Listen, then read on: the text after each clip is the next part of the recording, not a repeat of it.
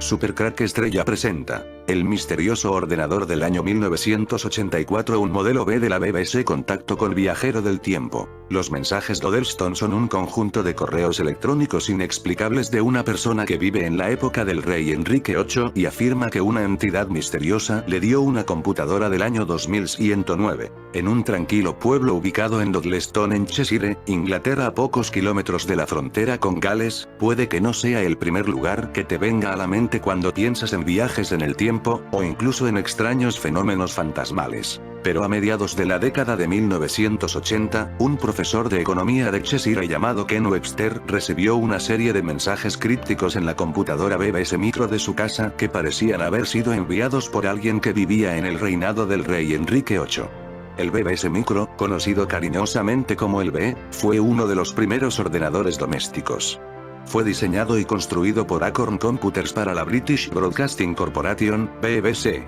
A principios de los años 1980, la BBC comenzó lo que se ha sido conocido como el BBC Computer Literacy Project, proyecto de conocimiento en informática de la BBC. El proyecto fue iniciado en gran parte en respuesta a un extremadamente influyente documental de la IRF, The Mighty Micro, el extraordinario micro, en el cual el Dr. Christopher Evans, del National Physical Laboratory, predijo la llegada de la revolución del microcomputador y su impacto en la economía, la industria y la forma de vida del Reino Unido. La BBC quería basar su proyecto en un microcomputador capaz de realizar varias tareas que ellos podían entonces demostrar en su serie de televisión The Computer Program, el programa de computadora 1981. La lista de temas incluía programación, gráficos, sonido y música, teletexto, controlando hardware externo, inteligencia artificial, etc. La BBC decidió distinguir un microcomputador, después elaboró una especificación bastante ambiciosa para su tiempo y solicitó ofertas. La BBC discutió el problema con Sir Clive Sinclair, quien intentó ofrecer el fracasado microcomputador Grundy Brain, pero no estaba nada cerca de la especificación que la BBC había elaborado, y fue rechazado. La BBC concertó citas para ver otros fabricantes de computadoras británicos, incluyendo Dragon Data y Acorn Computers. La máquina fue lanzada como el BBC Microcomputer a finales de 1981. La máquina fue extremadamente popular en el Reino Unido, al igual que el ZX Spectrum de Sinclair, también lanzado por ese tiempo.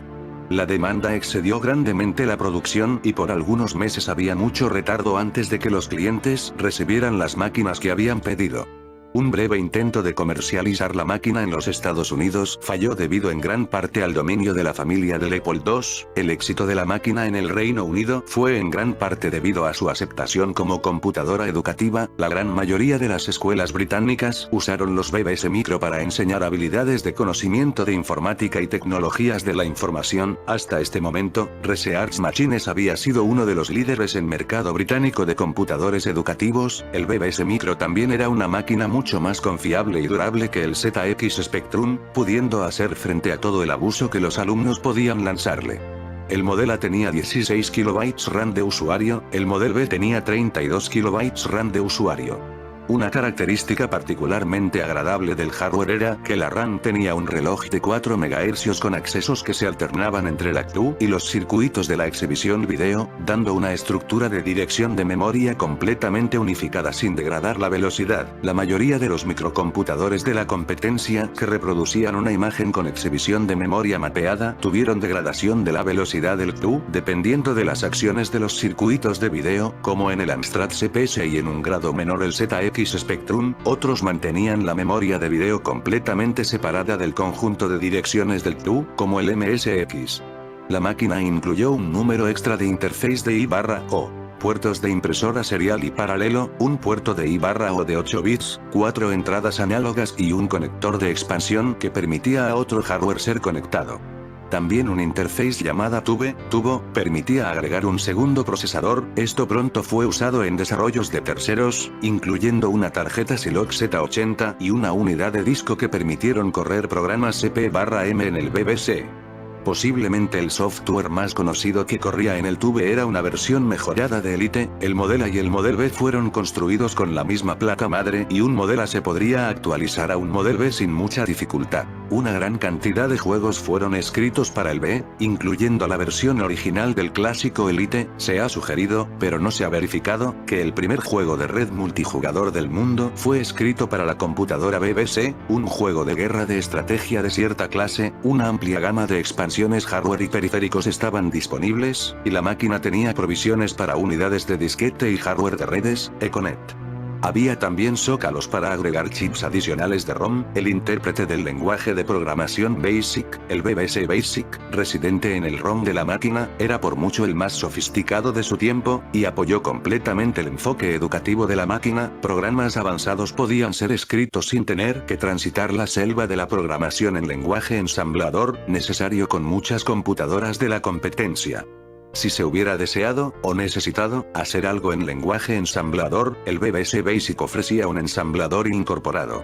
Hasta aquí los datos técnicos, vamos con el misterio. En 1984, Ken Webster vivía con su novia Debbie en Meadow Cottage, una pequeña casa en el pueblo de Dudleston, cerca de la ciudad de Chester, en el Reino Unido. Compartieron la casa de 2 pisos con Nicola, una amiga de la universidad de Ken, y su gato. Todo comenzó en el otoño de ese año, cuando la cocina se convirtió en el escenario de una serie de fenómenos poltergeist.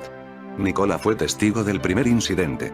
Ella notó huellas en la parte superior de la pared que separaba la cocina del baño. ¿Alguien caminó hasta allí?, preguntó divertida. Ken a su vez se acercó y dijo: «Es cierto que parecen huellas», contestó. Tanto por juego como por convicción, compararon las suelas de sus zapatos con las impresiones del techo, cada uno con la esperanza de confundir al bromista, pero como no había dibujos que coincidieran con las impresiones, asumieron que habían sido hechas por un ocupante anterior. A medida que la casa se iba renovando, los rastros se cubrieron rápidamente con pintura. Pero a la mañana siguiente, Ken se sorprendió al descubrir una nueva serie de huellas que provenían visiblemente del mismo par de zapatos, pero que estaban orientadas de manera diferente. Decidió volver a aplicar inmediatamente una nueva capa de pintura. Después de esta segunda capa, las huellas no reaparecieron, pero el incidente fue suficiente para asustar a Ken, Debbie y Nicola. Unos días después, se produjeron otros incidentes inexplicables. Encontraron unas 10 cajas de comida para gatos cuidadosamente apiladas en forma de pirámide. En otra ocasión, 2 botellas de limonada, un paquete de comida para gatos y varios rollos de papel absorbente se encontraron juntos en un equilibrio precario. Una comprensible sensación de malestar comenzó a invadir la casa. Todos se acostumbraron a mantener las ventanas cerradas y a revisar cuidadosamente todas las cerraduras antes de irse a la cama. La situación se acrecenta. Unos días después, para terminar un trabajo en clase, Ken llegó a casa con un ordenador que había tomado prestado de la escuela donde estaba enseñando. Esa misma noche, Debbie y Nicola se ofrecieron a salir a tomar algo. Ken los acompañó, dejando el ordenador encendido en la cocina.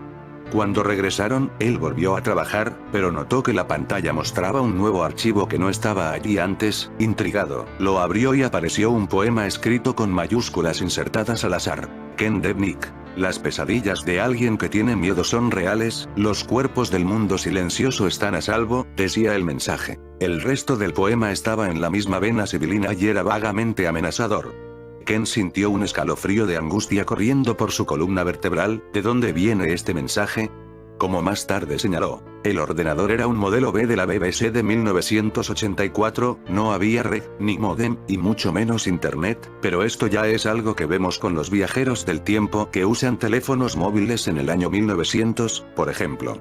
¿Será el mensaje de un viajero del tiempo? Después de que el ordenador fue devuelto a la escuela, el fenómeno del poltergeist se reanudó con más frecuencia en la casa. Sus ocupantes encontraron ocasionalmente objetos apilados unos encima de otros, e incluso notaron signos de tiza en la pared de ladrillo de la cocina. Ken tuvo que pedir prestada un ordenador nuevamente en febrero de 1985 para completar su tesis. Una noche, cuando decidieron ir al cine, Ken no pudo resistir la tentación de dejar el ordenador encendido mientras estaban fuera.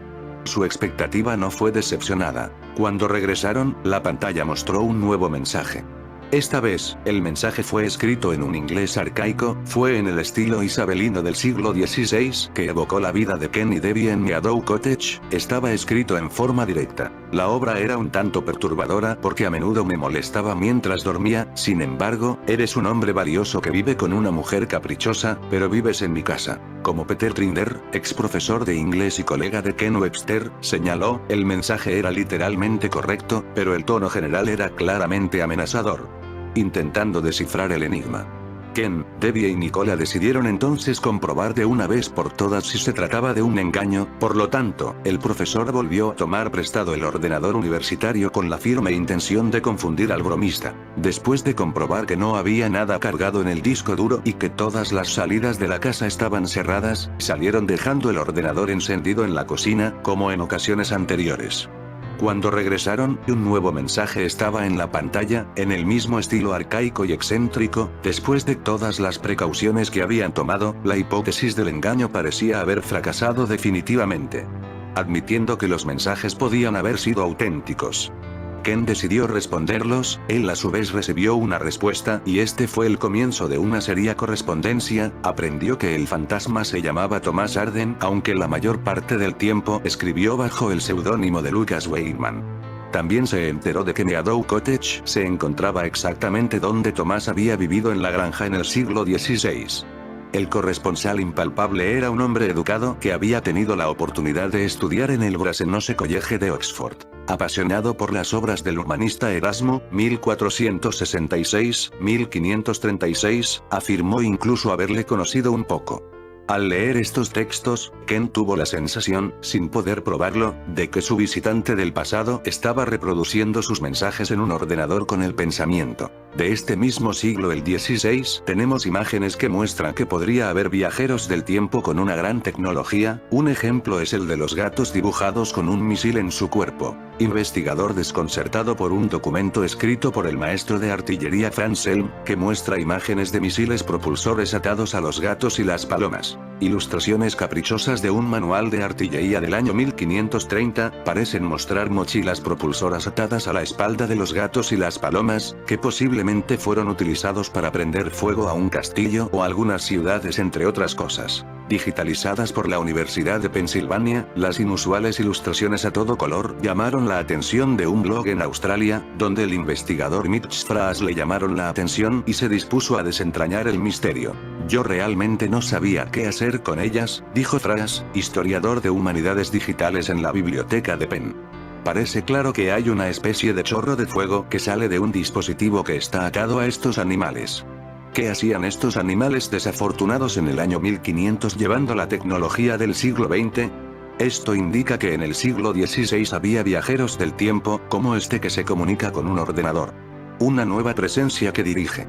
Aparentemente limitado por el estrecho marco de la pantalla del ordenador, Thomas también dejó su nombre en una pared y escribió algunos mensajes en papel. Dijo que a veces le gustaba ver a Ken y Debbie vivir su vida diaria. Era como si los años 80 y 1540 se hubieran extendido a veces hacia un centro nervioso. El ordenador, Ken incluso llegó a creer que estos mensajes no provenían de un hombre muerto, sino que pasaban a través del tiempo como si Tomás estuviera vivo, sino en otro momento, o sea un viajero del tiempo del siglo XVI. Ya hemos visto cómo hay pruebas de que en el siglo XVI tenían conocimientos del siglo XX, con ese dibujo de animales propulsados por cohetes. Además de las comunicaciones del pasado, Ken también recibió una serie de misteriosos mensajes supuestamente del año 2109, estos mensajes crípticos eran a menudo amenazadores. Los corresponsales, que dijeron que estaban experimentando con el tiempo, afirmaron haber abierto un plano vertical a través de los tiempos, lo que le había permitido a Tomás ponerse en contacto con Ken. Pero los corresponsales de 2109 siempre estaban en la oscuridad a la hora de describir la naturaleza exacta de sus experiencias, se jactaban de sus conocimientos científicos superiores, pero nunca respondían directamente a las preguntas. Deseando convencerse de nuevo de que no podía ser un engaño, Ken se puso en contacto con la SPR, Society for Psychical Research, un famoso laboratorio de investigación de parapsicología, para aclarar el caso. Los investigadores de los delegados locales afirmaron que los contactos con los corresponsales en 2109 fueron realmente sorprendentes. Así que desarrollaron una serie de preguntas en el ordenador de Meadow Cottage para los misteriosos escritores de cartas. Ni a Ken ni a Debbie se les permitió ver estas preguntas. Llegó un solo archivo. Su contenido no respondía a las preguntas directamente, pero implicaba que habían sido leídas. Esto tenía al menos el mérito de descartar definitivamente la posibilidad de que Ken y Debbie fueran los autores potenciales de la mistificación. Al no haber visto las preguntas formuladas, no podían aludir a ellas en las respuestas. Todo terminó por decisión propia. Alrededor de abril de 1986, Thomas anunció a través del ordenador que interrumpiría la comunicación con el siglo XX. Las personas de 2109 anunciaron casi al mismo tiempo que también cortarían el contacto, y sus experiencias con el tiempo llegaron a su fin. Estos 2 años de fenómenos poltergeist y extrañas comunicaciones dejaron a Ken y Debbie exhaustos. Aunque se habían unido a Thomas Arden, estaban felices de que todo había terminado. Hasta que hace poco salió otra noticia que conecta con el año 2582. Otro supuesto viajero del tiempo nos alerta ahora de criaturas rugientes que viven en el centro de la Tierra. En los últimos meses la red social TikTok está tan llena de viajeros del futuro que podría empezarse a pensar que viajar en el tiempo es más fácil que coger un autobús. Lo cierto es que inventar historias sobre cataclismos futuros fomenta el morbo y por ende, los seguidores, por lo que muchas cuentas se han sumado a esta moda de inventar futuribles. Una de ellas es Time Traveler 2582, que ha apostado por anunciarnos una terrible historia sobre criaturas marinas, o mejor dicho, de debajo del mar. Sí, soy un viajero del tiempo real. Lo que vas a ver en este video está clasificado como alto secreto por la NOAA, la Oficina Nacional de Administración Oceánica y Atmosférica de Estados Unidos desde 2023, comienza diciendo el usuario de TikTok, al que a Serva y Lesitos no le parecía suficientemente aterrador. La gente está asombrada por el espacio profundo, pero no se preocupan por lo que hay ahí abajo, cerca del centro de la Tierra, así a ver en un video en el que se ve un buceador de apnea lanzándose a un pozo subacuático. El 26 de junio de 2023 unos científicos de la NOAA llevaron a cabo una misión secreta, encontraron una onda anormal submarina en el océano Ártico y usando hidrófonos, micrófonos submarinos, los científicos grabaron estos terroríficos sonidos, dice el supuesto viajero en el tiempo, que además de viajar sabe usar imágenes de recurso bajadas de internet. El pozo del abismo se está abriendo. Los científicos consideraron la posibilidad de que el sonido provenga de debajo del océano, es decir, la posibilidad de una tierra hueca, explicaba como colofón el viajero del tiempo, que no tuvo la deferencia de avisarnos de cosas realmente importantes. Webster estaba enseñando en una escuela local y trajo a casa una computadora prestada de la escuela, explica Points. Los mensajes comienzan preguntando quiénes son Ken y Debbie, el escritor parece poder verlos, y los acusa de robar su casa, agrega Points.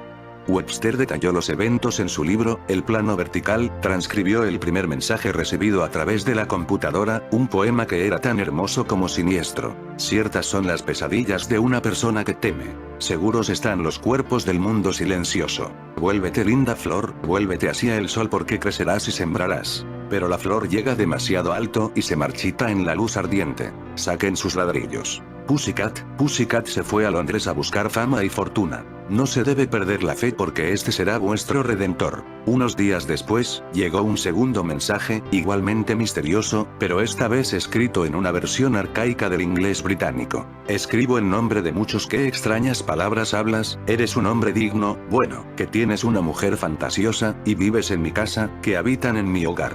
Con luces que, el diablo hace. Fue un gran crimen haber robado, sobornado, mi casa. Un estudiante astuto de la escritura de los siglos XVI y XVII, Points detalla la naturaleza única de los mensajes de LW, más tarde revelado como Lucas. Los mensajes de Lucas están escritos en inglés arcaico, con ortografía, vocabulario y dialecto anticuados de la época y la región, dice. Durante 18 meses en 1985 y 1986, los mensajes continuaron apareciendo en la computadora y Webster se comprometió a descubrir quién, o qué, estaba detrás de ellos. Le hizo a la persona, fantasma o presencia una serie de preguntas sobre de dónde y cuándo era, preguntó a qué universidad asistió y quién era el rey reinante de la época. Points describe un intercambio que respondió a algunas preguntas y, sin embargo, dejó muchas más a raíz de la respuesta críptica de Lucas. Lucas sospecha de los motivos de Ken y Debbie, deliberadamente les tiende trampas para ver si realmente son del futuro. En su época, no había Jesús College en Oxford, fue fundado en 1571, por lo que cree que cualquiera del futuro sabría que ha dado, lo que desde su perspectiva, es obviamente información falsa. Su verdadero nombre surge más tarde, como Thomas Arden o Warden. Alguien con este nombre sí existió y fue vicario de una iglesia en Gloucestershire en la década de 1550. Los mensajes continuaron y quedó claro que Thomas podía ver y escuchar algunos de los acontecimientos en Meadow Cottage, ya que comentaba las fotos que Webster dejaba en la computadora, como una imagen de un automóvil Jaguar que Thomas mencionó más tarde en un mensaje. He encontrado tu foto de la carreta, pero es una cosa tosca porque sin el caballo no llegará muy lejos. El año 2109 enturbia aún más la historia. Las cosas realmente se pusieron extraño cuando Lucas, ahora conocido como Thomas, escribe que está confundido cuando Webster dice que está viviendo en el año 1985. Él dice: creí que también eras del 2109 como tu amigo que trajo la caja de luces. ¿Ahora? ¿Un amigo de 2109? ¿La caja de luces, la computadora? Webster escribe en su libro: incluso si Lucas a veces era difícil de seguir, esta sección era imposible de malinterpretar, debe estar alucinando. Aún así, Webster escribió a 2109 en la computadora, curioso por ver qué sucedería. Ellos 2109 se refirieron a sí mismos en pronombre singular en tercera persona. Respondieron: traten de entender que ustedes tres tienen un propósito que en su vida cambiará la faz de la historia. Nosotros, 2109, no debemos afectar sus pensamientos directamente sino darles algún tipo de guía que les dará lugar a su propio destino. Todo lo que podemos decir es que todos somos parte del mismo Dios, sea lo que sea, Él es. Increíblemente, la historia ahora abarca 3 líneas de tiempo aparentemente activas. 2109 luego comienza a dejar mensajes para Ken y Debbie, afirmando que están involucrados en un experimento o proyecto similar con un propósito superior, dice Poins. 2109 se comunican en un tono y lenguaje muy diferente, usando términos científicos pero también dando pocos detalles sobre su agenda, aparte de la molestia con Ken y Debbie cuando, por ejemplo, descubren el nombre real de Lucas y 2109 temen que esto interrumpa sus planes. Un equipo paranormal se va con las manos vacías. ¿Qué experimento? ¿Qué planes? Las preguntas continuaron aumentando hasta que, finalmente, Webster invitó a un equipo de investigación paranormal llamado Sociedad para la Investigación Psíquica a la cabaña para investigar. Vinieron 3 veces, y cada vez se fueron sin respuestas, sin haber experimentado actividad alguna. Finalmente, Thomas dijo que estaba siendo expulsado de su tierra y nunca más se supo de él, pero dijo que dejaría algo para sus amigos en el futuro. Thomas dice que está escribiendo la historia de los hechos desde su perspectiva y que dejará el libro donde se pueda descubrir en el futuro, dice Poins. 2109 luego dice que el libro se encontrará en algún momento. Si tal libro existe y alguna vez se encuentra, obviamente sería una prueba convincente. Nunca se ha encontrado tal libro. La publicación del blog se ha convertido en un foro de discusión para los creyentes en la historia, con Gary Rowe, el investigador de ovnis que investigó los eventos y aparece en gran medida en el libro, y la propia Debbie publicando periódicamente, dice Poins. Está claro que muchas personas, incluido Gary, creen que la historia es cierta y que probar esto es un asunto pendiente para ellos. Ahora eso es interesante. El inglés que se hablaba en los siglos XV y XVI se llama inglés moderno temprano o inglés nuevo temprano, no inglés antiguo, aunque nos parece antiguo en el siglo XXI. El inglés antiguo se hablaba entre el 700 y el 1150. Hoy hablamos inglés moderno o nuevo. Podría ser este el viajero del tiempo John Titor. El 2 de noviembre del año 2000, diferentes foros de internet comenzaron a mostrar unos mensajes un tanto inquietantes. Un hombre se hacía llamar John Titor y aseguraba ser un viajero del tiempo, en una época donde no existían las redes sociales y los principales medios de comunicación globales eran los foros y los tablones de anuncios. El anonimato era prácticamente garantizado y las normas actuales de la red no existían. La censura era impensable en los años 2000. Dentro de esa selva que era la web, apareció un usuario con el nickname Travel0. Este personaje comenzó a dejar hilos de conversación extraños en diferentes portales. Su tema principal era el viaje en el tiempo, la posibilidad de hacer una máquina y la teoría sobre cómo funcionaría. Obviamente captó la atención de muchas personas. Sus mensajes eran cortos, como si realmente supiera de máquinas del tiempo. Sin embargo, y sin que nadie se diera cuenta, esta historia comenzaría a tomar una forma un poco más siniestra. El viajero del tiempo. A comienzos del año 2001, Travel Team 0 se presentó con su verdadero nombre, John Titor. Aseguró ser un soldado de los Estados Unidos que viajó en el tiempo desde el año 2036. Su misión era recuperar una computadora IBM 5100 en el año 1975 para poder editar ciertos programas de la época con errores en su código timeout en el año 2038, año en los que muchos programas dejarían de funcionar ya que se acabaría el tiempo del contador. Obviamente muchos usuarios comenzaron a bombardearlo a preguntas y él, poco a poco, empezó a responder. La más obvia era el por qué lo habían enviado a él, su respuesta. El gobierno le asignó tal misión ya que era nieto de uno de los miembros originales que crearon el equipo. Otra pregunta bastante obvia era el por qué no buscaba una IBM en su época, después de todo, eran fáciles de conseguir. Su respuesta sorprendió a todos. La guerra destruyó casi todo. Sobre por qué estaba en el año 2000, John Titor dijo que lo hacía para recoger objetos de valor, pero sobre todo, para advertir sobre el futuro cercano de Estados Unidos. También habló sobre la peligrosidad de la enfermedad de Creutzfeldt-Jakob, la cual se contrajo por los productos bovinos. En general John Titor dio una serie de predicciones, no solo del país, sino en el mundo entero. Sus mensajes siguieron apareciendo en la web, respondiendo las preguntas de otros usuarios hasta mediados del 2001, cuando desapareció sin dejar rastro. Muchos de sus mensajes también desaparecieron, aunque algunos fueron recolectados por varios usuarios y se pueden encontrar capturas de pantalla de los mismos. Del siglo XVI donde está nuestro viajero del tiempo tenemos una máquina del tiempo. Un inquietante fresco en el muro de la iglesia de Sighisoara, en Transilvania, Rumania, considerado como el lugar de nacimiento del legendario Vlad Tepes, príncipe valaco en el que se inspiró la leyenda del conde Drácula ha llamado la atención, no de los aficionados a los vampiros, sino a los ufólogos.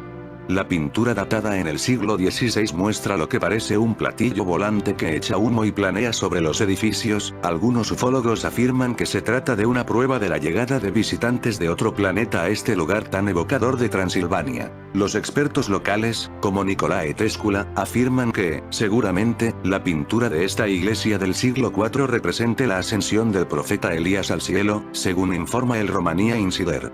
En la imagen aparece una leyenda que dice: Israel, deposita tus esperanzas en el Señor. Se cree que podría datar de antes de 1523, cuando la Biblia fue traducida por primera vez al alemán.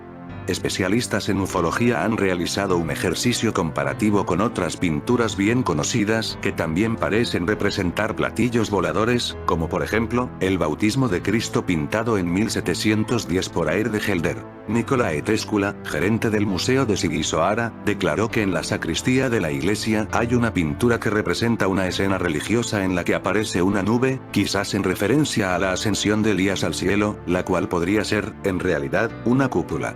Aunque un imaginario más moderno podría llevarnos a pensar que se trata de un ovni. Nigel Watson, autor del manual AINES para investigaciones OVNI, ha manifestado que a lo largo de toda la historia de la humanidad se han representado platillos voladores, ovnis y otros objetos extraños aparecidos en los cielos.